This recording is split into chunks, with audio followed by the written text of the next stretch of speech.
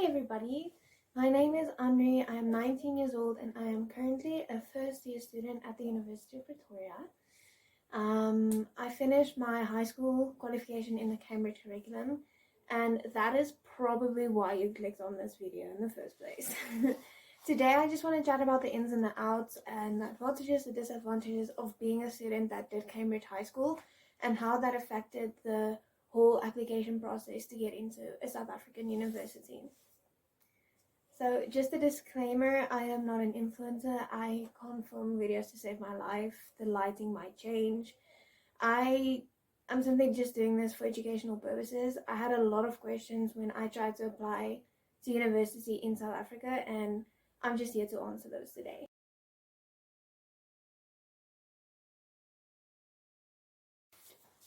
Okay, so I compiled a list of questions that I could come up with in my head, off the top of my head, that I had when I tried to apply.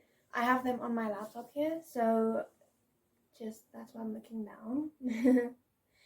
The first question is, how did I end up in the Cambridge curriculum in the first place? So when I was 12, my family and I immigrated to Lagos in Nigeria, which is in West Africa. And I joined a school there called British International School in Lagos. So I finished my IGCSEs at the school there, and then I came back to South Africa with the intention to start as a first year student at the University of the Free State. Okay, so then what happened was the university didn't accept me because my IGCSE qualification didn't meet the minimum requirements of the university. I'll explain the difference in a second. So then I had to look for a school in Bloemfontein because that's where the university is and that's where I was living at the moment. I had to look for a school to finish up my AS levels, which is the next step, just like one step ahead of IGCSEs. And I found a school called Richfield Academy, which is in Bloemfontein, and I was there for about 2 years because my AS levels took 2 years to complete. That brings me to my next question, which is, what is IGCSEs, what is A levels, and what is your AS levels? So they are like 3 different qualifications that you get, and if I had to compare this to the South African system, I would say that your IGCSEs would be your grade 10, your AS levels would be your matric or your grade 12, and your A levels would be just an extra qualification that would broaden your knowledge on a specific topic. Okay, so when and how do I apply to the university? So I finished my IGCSEs in Lagos, as I mentioned, and then I finished my AS levels last year in Bloemfontein. I applied to the university with both of them, but every university has different minimum requirements for the degree that you want to study. So I'm currently studying a Bachelor of Education with specification in senior and FET phase, and obviously the subjects that I chose would help me to meet the minimum requirements of that degree. So what you're going to have to do is you're just going to have to go check on the university website where they have a lot of information regarding the minimum requirements, what you need, what subjects you need for like a degree of your choice.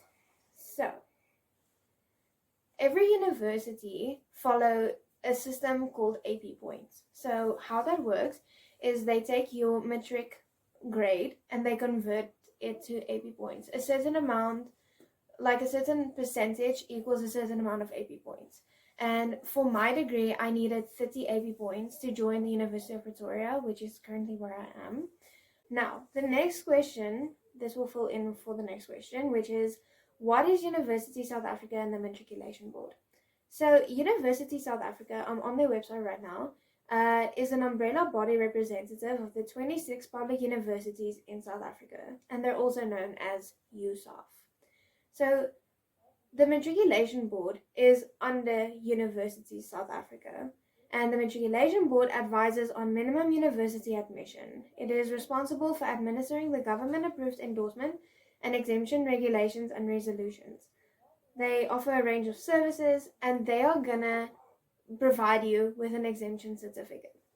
So what is an exemption certificate, and are there costs involved? So an exemption certificate is basically when the University of South Africa converts your international grade into like the local standard, and they would tell you if you meet the minimum requirements. So to get an exemption certificate, you're going to need 4 A to D subjects. So you get a grade from A to D in 4 of your subjects, of your AS subjects, and then they would provide you with the exemption certificate. Take note that there are different ways to get the exemption certificate. This is just the easiest way. This is the way that I followed.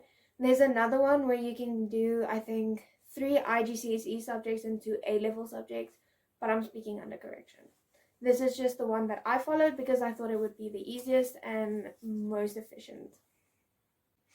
Okay, so yes, there is cost involved. It's 600. When I applied for my exemption certificate, I had to pay 650 Rand, and then they provide them with the proof of payment, and then they would evaluate your grades, your documents that you submit, and then your proof of payment, and then they give you the certificate, which ultimately your university is going to want.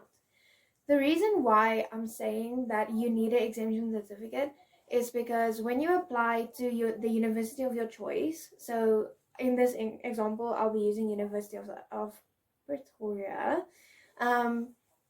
they gave me conditional admittance when I applied with my last report card from Ridgefield Academy. So that's the high school that I was in. I just gave them my end of term 1 report card, and obviously there's other documents like your ID, your passport, whatever. So I got conditionally admitted. So for them to give me full admittance, they're gonna need my AS certificate and my exemption certificate. Now, should I do A-levels? Now, this is 101% up to you. I didn't do A-levels. I thought it was really difficult. I read through like some of the syllabus for the A-levels, and it's very extensive. And as a first-year university student, I would stick to my answer saying, no, I don't advise you to do A-levels, especially if you plan on going to a South African university. Number one, because it's not a requirement. I applied with my 4 A subjects and I got full admittance. I got my exemption certificate. So I didn't really need my A-levels. A friend of mine did his A-levels, and he did it in biology, and he said he enjoyed the A-levels more than the AA. So I think it's really just up to you. If your end goal is to have extensive knowledge on the subject, yes, 100% do A-levels. It's very interesting. But if you just want to go to university, you want to get into university, you want to start with your degree, I would just advise you to do your 4 AS subjects. Okay, the last 2 questions is more just about my personal opinion. You don't really have to stay for those. But is it true that Cambridge prepares a student better for university? I would say 100% yes. As a Cambridge student, I worked under a lot of pressure. There's a lot of pressure concerning price. It's very expensive to take the AS exam, and you really study to do as well as possible. It's very scary. And so it equipped me with the ability to work under pressure. I learned a lot about time management because I finished my matric in COVID. There was a lockdown, so I finished it in COVID, and that helped me in university. It made my first semester at university a lot easier because I was used to the pressure. Another thing, and this could vary for your subjects, the subjects that I did at AS levels, I did business studies, English, Afrikaans, biology, and math.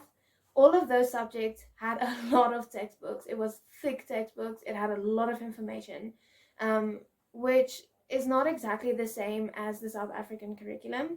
So I was used to a lot of reading work. I was used to a lot of extensive research on every topic. And funny enough, the other day, I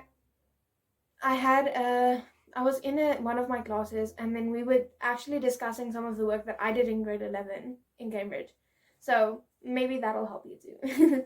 A lot of the high schools also say that Cambridge helps you to develop independence and self-thinking.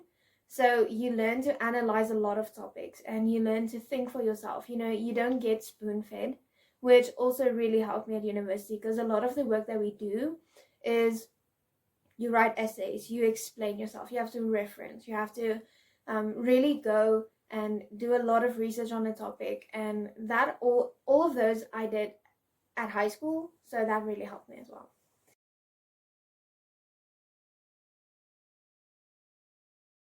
So being in that pressured environment, being in that stressful environment, really helped me to adjust to university a lot easier. I mean, in the first 2 weeks, we had a course where it teaches you the way that the university works. What do I need to know? What is different compared to the high school environment?